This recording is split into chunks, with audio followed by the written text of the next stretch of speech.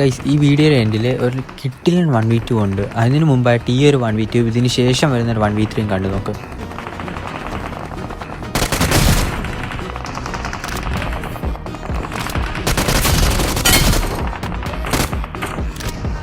അവരെ രണ്ടുപേരെ ഫിനിഷ് ചെയ്തതിന് ശേഷം മുകളിലൊരുത്തും കയറിപ്പോയി. സോ ഞാൻ അവനൊരു നെയ്ഡ് ചെയ്തു.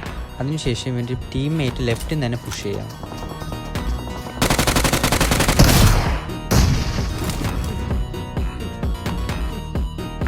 ടീംമേറ്റിനെ അടിച്ചിട്ടതിന് ശേഷം മോളിൽ നിന്ന് അവൻ എന്നെ പുഷ് ചെയ്തു.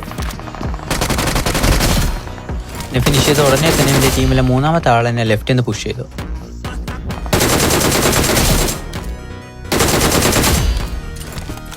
ഗൈസ്, ഇതാണ് ഞാൻ പറഞ്ഞ 1v2. ഇതൊന്ന് കണ്ടു.